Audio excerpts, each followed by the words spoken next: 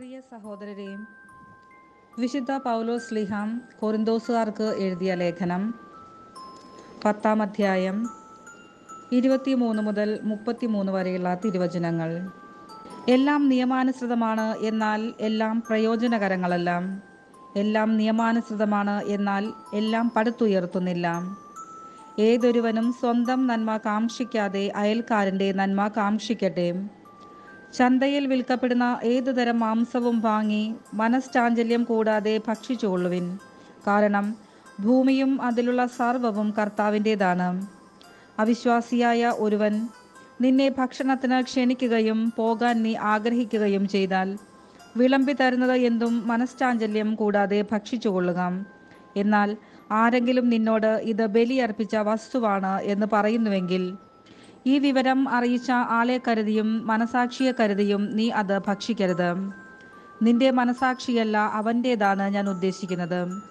എൻ്റെ സ്വാതന്ത്ര്യം മറ്റൊരുവൻ്റെ മനസാക്ഷി കൊണ്ട് എന്തിന് വിധിക്കപ്പെടണം?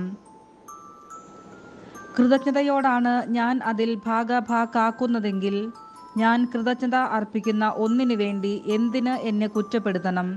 അതിനാൽ നിങ്ങൾ ഭക്ഷിക്കുകയോ പാനം ചെയ്യുകയോ മറ്റെന്തെങ്കിലും പ്രവർത്തിക്കുകയോ ചെയ്യുമ്പോൾ അവയെല്ലാം ദൈവമഹത്വത്തിനായി ചെയ്യുവിൻ. യഹൂദർക്കോ ഗ്രീക്കുകാർക്കോ ദൈവത്തിൻ്റെ സഭയ്ക്കോ നിങ്ങൾ ദ്രോഹമൊന്നും ചെയ്യരുത്. ഞാൻ തന്നെയും എല്ലാവരുടെയും രക്ഷയെ പ്രതിയും അനേകരുടെ പ്രയോജനത്തിനായി എൻ്റെ പ്രയോജനം നോക്കാതെ എല്ലാ കാര്യങ്ങളിലും എല്ലാവരെയും പ്രീതിപ്പെടുത്താൻ പരിശ്രമിച്ചുകൊണ്ടിരിക്കുന്നു. കർത്താവിൻ്റെ വചനം. വിശുദ്ധ ലൂക്കാ എഴുതിയ സുവിശേഷം 7-ാം അധ്യായം 30 മുതൽ 35 വരെയുള്ള തിരുവചനങ്ങൾ. ഫരിസേയരും നിയമജ്ഞരുമാകട്ടെ യോഹന്നാൻ്റെ ജ്ഞാനസ്നാനം സ്വീകരിക്കാതെ തങ്ങളെപ്പറ്റിയുള്ള ദൈവഹിതം നിരസിച്ചു കളഞ്ഞു. ഈ തലമുറയെ എന്തിനോടാണ് ഞാൻ ഉപമിക്കേണ്ടത്? അവർ ആരെ പോലെയാണ്? ഞങ്ങൾ നിങ്ങൾക്ക് വേണ്ടി കുഴലൂതിയെങ്കിലും നിങ്ങൾ നൃത്തം ചെയ്തില്ല. ഞങ്ങൾ നിങ്ങൾക്ക് വേണ്ടി വിലാപഗാനം ആലപിച്ചുവെങ്കിലും നിങ്ങൾ കരഞ്ഞില്ല എന്ന് ചന്തസ്ഥലത്തിരുന്ന് കൂട്ടുകാരോട് വിളിച്ചു പറയുന്ന കുട്ടികളെ പോലെയാണ് അവർ.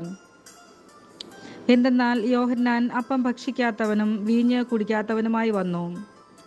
അവനെ പിശാച് ബാധിച്ചിരിക്കുന്നു എന്ന് നിങ്ങൾ പറയുന്നു.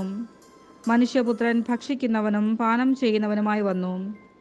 അപ്പോൾ ഇതാ ഭോജനപ്രിയനും മദ്യപനും ചുങ്കക്കാരുടെയും പാപികളുടെയും സ്നേഹിതനുമായ മനുഷ്യനെന്ന് നിങ്ങൾ പറയുന്നു. ജ്ഞാനം ശരിയെന്ന് തെളിയുന്നത് അത് സ്വീകരിക്കുന്നവരിലൂടെയാണ്. കർത്താവിൻ്റെ തിരുവചനം.